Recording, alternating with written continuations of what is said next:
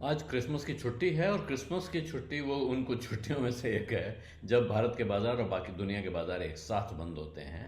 और इसीलिए ऐसा नहीं है कि आज भारत से खबर नहीं तो बाहर से खबर आ रही है, लेकिन इस वक्त ये वो वक्त है जब क्रिसमस के साथ साथ अब एक तरह से लंबी छुट्टी अंतर्राष्ट्रीय बाजारों में या अंतर्राष्ट्रीय दुनिया में, पश्चिमी दुनिया में शुरू हो जाती है और वो अब नए साल में ही लौट के आते हैं।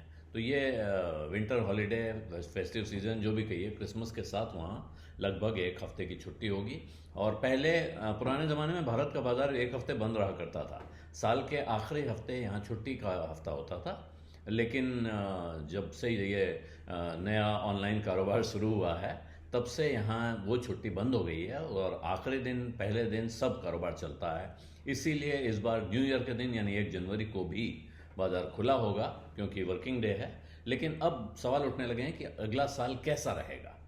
तो अगले साल को लेकर जो उम्मीदें हैं उनमें सबसे बड़ी उम्मीद क्या है, वो ये है कि बाजार अपनी चिंताओं को पार पाएगा। जो साल के आखिर में भारत में खास तौर पर शेयर बाजार में जिस तरह का झटका लगा है, इकोनॉमी को लेकर जो सवाल खड़े हुए हैं, इन सब बाधाओं को पार करके बाजार इस दीवार के पार निकलेगा और आगे बढ़ने की व्यवस्था करेगा, इंतज़ाम करेगा। और वहाँ इस पर यह टिका है मामला कि जो डोमेस्टिक सिक्लिकल सेक्टर्स हैं जिनको इन्वेस्टमेंट साइकिल का असर पड़ता है, वो शायद, जो इन पर इन्वेस्टमेंट रेट का असर पड़ता है, वो शायद अब 2025 में बाउंस बैक करेंगे। कारण यह है कि भारत का चुनाव हो चुका है। भारत में अब अगले साल में सिर्फ 2 जगह चुनाव होने हैं, दिल्ली में और बिहार में। इसलिए एक बड़ा भारी इलेक्शन का इम्पैक्ट नहीं होगा। और क्योंकि केंद्र सरकार का चुनाव हो चुका है, महाराष्ट्र का बहुत महत्वपूर्ण चुनाव निकल गया है, तो जो चिंताएं खास तौर पे नरेंद्र मोदी सरकार और उसके प्रतिष्ठान को लेके, उनकी कंटिन्यूटी को लेके, उनकी पॉलिसीज़ को लेके चिंताएं थी, वो एक तरह से दूर हैं।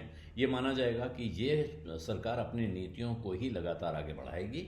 और अब जो बजट आएगा, माना ये जा रहा है कि उस बजट के साथ खर्च का, स्पेंडिंग का एक बड़ा तगड़ा सिलसिला फिर से शुरू हो सकता है और वो बाजार में नई जान फूकेगा और वहाँ से शायद फिर सब कुछ सुधरने की तरफ बढ़ेगा। क्योंकि अभी तक था कि इस साल के आखिरी 2 तिमाही, आखिरी छमाही में रिजल्ट्स बेहतर आएंगे, लेकिन अब आशंका ऐसी है कि जो जनवरी की शुरुआत में नतीजे आने शुरू होंगे, क्वार्टरली रिजल्ट, शायद वो भी चिंताजनक होंगे। और उसके बाद अब दारोमदार है जनवरी, फरवरी, मार्च यानी 2025 की पहली तिमाही के नतीजों का। वहाँ से बाजार को अब सारी उम्मीदें दिख रही हैं, लेकिन इसके साथ कुछ बड़ी चिंताएं दिख रही हैं।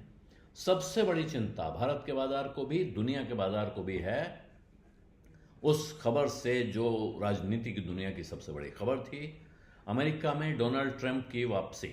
अमेरिका में डोनाल्ड ट्रंप वापस कुर्सी पर बैठेंगे। इसके साथ दुनिया भर में तरह तरह के तनाव, व्यापारिक तनाव, राजनीतिक तनाव खड़े होंगे, इसमें कोई शक शुबा किसी को नहीं है। Trump make America great again और अमेरिका फर्स्ट के नारे के साथ आगे बढ़ते हैं और उनको बाकी दुनिया, पुराने ज़माने में क्या है, अमेरिकन पॉलिटिक्स एक तरह का एक अम्ब्रेला पॉलिटिक्स थी कि हम दुनिया की, सारे दुनिया के लीडर हैं। अमेरिका अपने आप को दुनिया का सबसे जिम्मेदार देश मानता रहा है, उसके नेता भी ऐसे ही बिहेव करते रहे हैं और हम दुनिया के भले के लिए काम करेंगे। तमाम, खास तौर पे दूसरे विश्व युद्ध के बाद जो वर्ल्ड ऑर्डर बना उसमें इस तरह की व्यवस्था है। और अमेरिका ने तमाम मल्टीलेटरल इंस्टीट्यूशंस को सपोर्ट किया, उसको, उनका खर्चा भी काफ़ी हद तक उसने कंट्रीब्यूट किया। लेकिन ट्रंप के साथ क्या हुआ, उनका कहना है हमको सबसे ज़्यादा फिक्र है कि अमेरिका में क्या हो रहा है, अमेरिकन्स का क्या हो रहा है, अमेरिकियों का क्या हो रहा है, और इसके लिए हमें जिससे पंगा लेना होगा, जिसके साथ संबंध बिगाड़ने होंगे, वो सबको लेकर हम खास चिंता नहीं करते हैं। और इसीलिए विदेश व्यापार में बड़े प्रतिबंध, बड़े टैरिफ या मतलब सीमा शुल्क लगे, कहीं बैन लगे, इस तरह के उनकी तरफ से बहुत सारे कदम उठाए जा सकते हैं, इसकी आशंका है। और ये आशंका न सिर्फ चीन जैसे देशों को है, भारत को भी इसकी चिंता दिख रही है। दूसरी बात जो उम्मीद की जा रही है वो ये है कि महंगाई पर भारत पार पालेगा 2025 में, और जब महंगाई कम हो जाएगी तो फिर ग्रोथ रफ्तार पकड़ेगी। और ग्रोथ रफ्तार पकड़ने का मतलब होता है कि सब तरफ खुशहाली, इकोनॉमी भी तेजी आएगी, लोगों की कमाई बढ़ेगी, लोगों का खर्च बढ़ेगा और उससे शेयर बाजार बढ़ेगा। लेकिन अगर इसमें थोड़ी भी चिंता पैदा हो जाती है तो फिर परेशानी खड़ी होगी। अमेरिका में चिंता खड़ी हो रही है, अमेरिका में महंगाई जैसे काबू में आनी थी आती दिख नहीं रही है। और इसके साथ जो नए वहाँ जो फेडरल रिजर्व के चीफ हैं जेरोम पावेल, उन्होंने एक तरह से ट्रंप बाजार पर जो असर डाल रहे हैं, जेरोम पावेल उसके साथ तालमेल बैठाते हुए दिख रहे हैं, क्योंकि उन्होंने इंटरेस्ट रेट के मामले में जो कदम उठाए हैं, जो उन्होंने गाइडेंस दी है, वो चिंता पैदा कर रही है बाजार में कि वहाँ महंगाई काबू में नहीं आ रही है। और अगर वहाँ महंगाई काबू में नहीं आएगी तो वो इंटरेस्ट रेट कम उस रफ्तार से नहीं कर पाएंगे जिस रफ्तार से करने की उम्मीद की जा रही थी। हालांकि अमेरिकी इकोनॉमी में तेज़ी के आसार दिख रहे हैं, जितनी उम्मीद थी, जैसा सोचा गया था, उससे ज़्यादा रफ्तार से बढ़ रही है वो। और वो इतनी बड़ी इकोनॉमी है कि उसमें इस रफ्तार यानी जो 2.5% की रफ्तार वहाँ दिख रही है वो बहुत तेज़ रफ्तार मानी जा रही है। तो इन सब को देखते हुए ये साल बहुत अच्छी खबरें ला सकता है, इसके पूरे आसार हैं, पूरे इम्कानात हैं। और भारत हो सकता है एक नई स्पीड पकड़ ले भारत की इकोनॉमी, लेकिन कुछ आशंकाएं हैं, कुछ शक हैं, और वो ज़्यादातर शक विदेशी हैं। बाहर की चिंताएं ज़्यादा हैं, भारत के अंदर इकोनॉमी में शायद उतनी फिक्र ना हो। अगर भारत के अंदर ख़ास तौर पर रोज़गार का मामला हल कर लिया जाए, रोज़गार बनाने बढ़ाने की तरफ बढ़ जाएं, तो फिर उससे और बहुत सारी चीज़ें हल होंगी। लेकिन एक रोज़गार चिंता का विषय बना हुआ है, महंगाई चिंता का विषय बनी हुई है, और इनकम डिस्पैरिटी का जो सवाल है अब उसको एक नए तरीके से देखा जाने लगा है।